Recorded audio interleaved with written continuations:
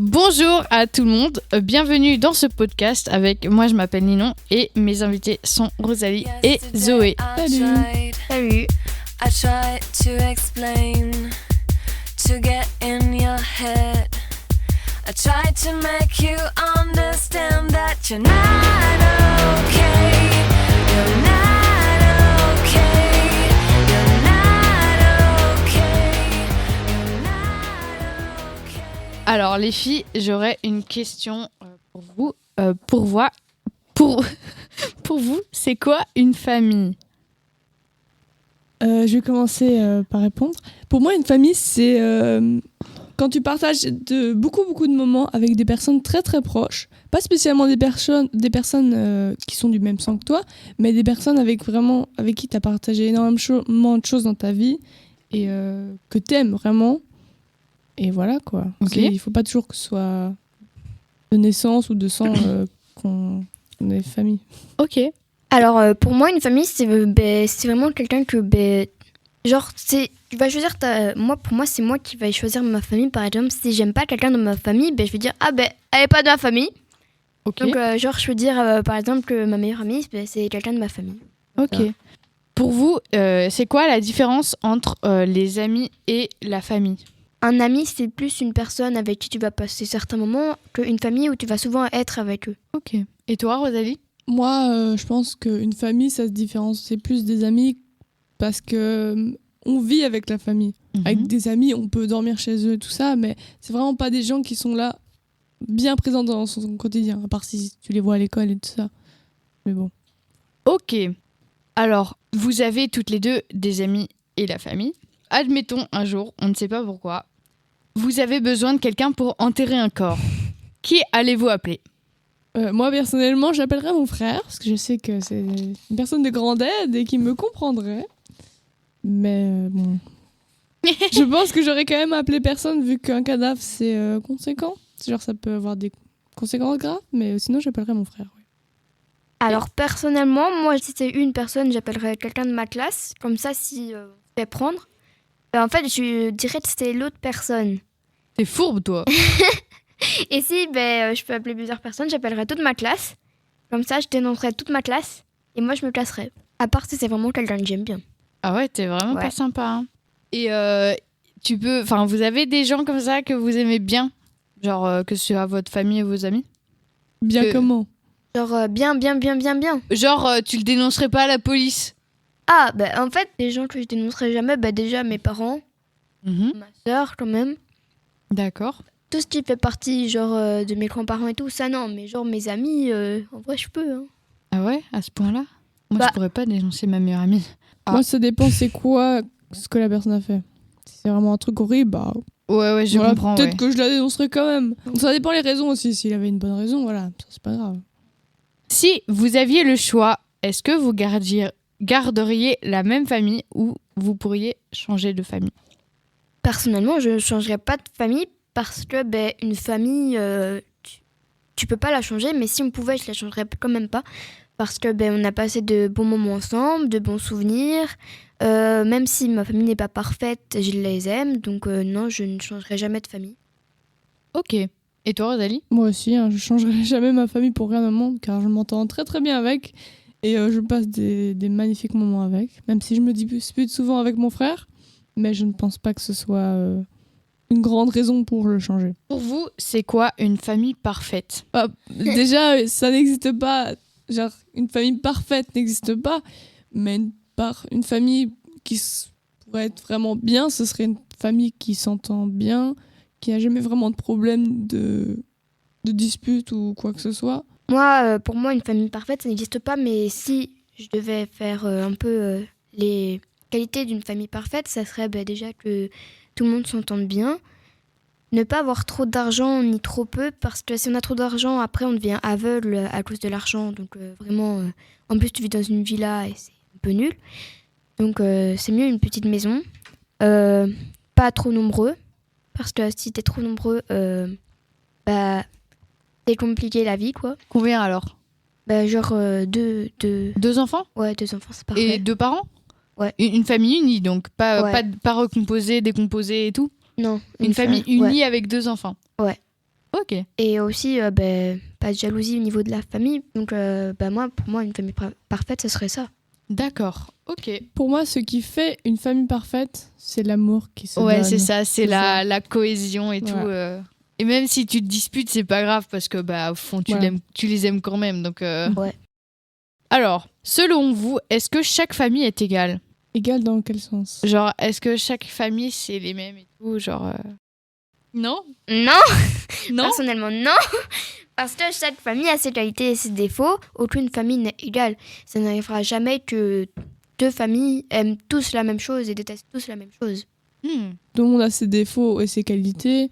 Et, Ok. et aussi, chaque famille a ses valeurs. Donc, a des priorités et des non-priorités. Oui. Leur entente aussi est différente. Par exemple. D'accord. Pour vous, qui fait partie de votre famille? Moi, je considère ma famille proche comme ma vraie famille. Bon, évidemment, mes grands-parents, mes cousins, cousines, tantes et tout ça, c'est ma famille. Ouais. Mais je suis plus proche de ma famille proche. C'est un nom. Donc, pour moi, c'est eux qui sont en priorité. Mais sinon, si une personne que j'aime particulièrement et qui passe beaucoup de temps avec moi, je la mettrais comme ma famille. Par exemple, quand j'étais petite, j'avais un ami qui restait tout le temps chez nous. On jouait tout le temps, c'était génial. Et pour moi, c'était comme un frère. Ok. Mais même si maintenant, je le vois beaucoup moins. D'accord, Ouais. je vois. Moi, c'est un peu la même chose. Si par exemple, les gens de ma famille sont mes parents, mes soeurs, ma soeur, mes grands-parents et les frères et sœurs de mes parents et tout. Mais aussi, si par exemple, il y a une amie qui passe beaucoup de temps chez moi, qui dort souvent chez moi ou je dors souvent chez elle, je vais commencer à la considérer comme un membre de la famille parce qu'elle passe du temps chez moi. Donc elle traîne avec ma famille et tout, donc je vais la considérer comme un membre. D'accord. Donc pour toi, Zoé, les membres de ta famille sont les gens pour qui tu as de l'affection ou les gens qui ont le même sang que toi. Oui. Et pour toi, c'est différent. C'est comment distingues-tu ta famille proche du reste de ta famille? C'est-à-dire des sentiments que j'éprouve pour eux. Des personnes que j'aime énormément et avec qui je passe beaucoup de temps, je les considérais parfois pour des amis. Pour de la famille. Mais c'est vrai qu'il y en a... En fait, il y a personne que je considère comme ma famille autre que ma vraie famille, on va dire. D'accord. Alors voilà, merci d'avoir répondu à mes questions pour cette première partie. Maintenant, on va passer à la suite. Alors ici, sous les yeux, j'ai une étude faite par Frédéric de Hohenstaufen sur des bébés. Elle a été faite au XIIIe siècle, donc c'est plutôt barbare. Il a isolé 6 bébés pour les élever sans la moindre communication et interaction humaine dans le but de déterminer leur langue maternelle innée. Il a engagé des nourrices pour s'occuper de ces bébés, les laver, les nourrir, mais il était interdit à ces dames de parler au bébé ou de montrer un signe d'affection. Savez-vous ce que ces enfants sont devenus ? Moi, personnellement, je dirais que ils ont développé un autre langage que nous, on ne comprendrait pas. Moi, Ok. je pense qu'ils seront peut-être partis dans la folie, parce que ne pas parler ou pas avoir d'interaction, c'est vraiment... c'est vital pour l'homme, moi, je pense. Donc là, peut-être qu'ils sont devenus fous ou quelque chose dans le genre. Ces 6 enfants sont morts pendant l'expérience. Donc ça montre que on a tous besoin d'affection ou de figures maternelles. C'est important. Oui, c'est vraiment... Je trouve que c'est Oui. quand même vraiment barbare. De Oui, petits c'est. enfants. à l'époque, ils n'avaient pas beaucoup d'empathie, j'ai l'impression. Il n'y avait pas encore le code civil. Oui. Hein. Les droits Je de l'enfant. Les droits de l'enfant, les droits de l'homme. Ouais. Si on a tous les besoins primaires réunis, donc avoir à manger, à boire, un toit et tout. Si on a tout ça, mais qu'on n'a pas d'amour, que personne ne s'occupe de nous, on va crever. Voilà. C'est ce que prouve. La conclusion. Voilà, c'est la conclusion de cette expérience. Merci, voilà. On va clôturer cette deuxième partie et enchaîner avec la troisième où nos invités, donc Zoé et Rosalie, nous ont préparé quelques petites narrations. Où suis-je ? Je sais pas bouger. Ah, ça schlingue ici. Je vois rien. Pourquoi il fait tout noir ? C'est quoi ce truc qui migote ? Une couverture ? Mais je sais vraiment pas bouger par contre. Au secours! Je suis coincé! À l'aide! Au secours! Il y a quelqu'un! J'entends du bruit. Quelqu'un approche. Ah! Cette lumière! C'est toi, Jésus! Ah, il fait froid tout d'un coup. Il pleut sur mon visage. Je vois une tache au-dessus de moi. Mais c'est flou, on dirait un visage.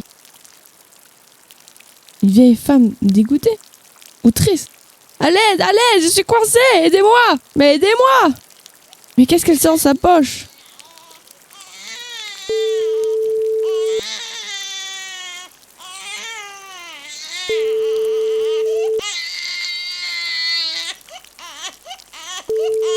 Allô, la police? Je faisais une balade quand j'ai entendu des cris. J'ai trouvé un bébé dans une poubelle. Mais dans quel monde on vit, c'est honteux. «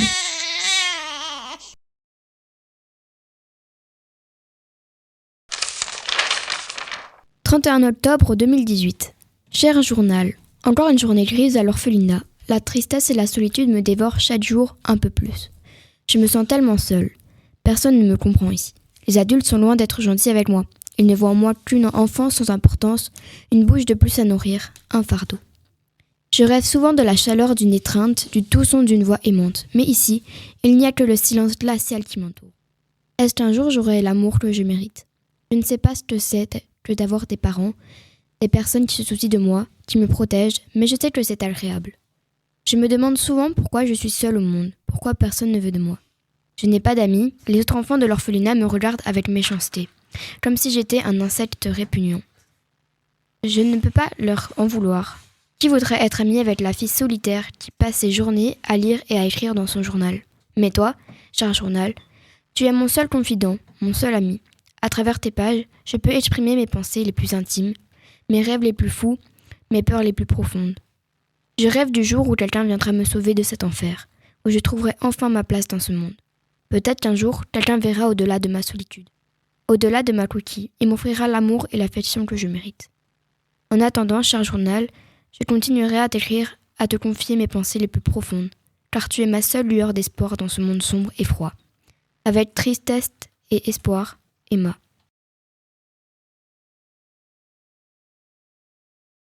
Pouvons-nous revenir 2 minutes sur ces petites narrations? Quelle était votre intention en les créant?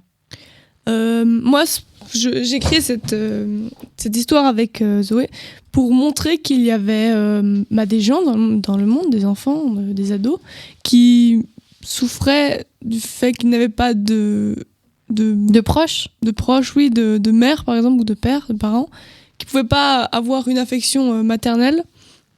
Et c'est vraiment triste, et du coup, on voulait l'exposer pour que des gens s'en rendent compte et fassent plus attention à si ils en connaissent à leur entourage. Merci. Donc l'histoire que moi et Rosalie vous avons racontée est basée sur des faits réels.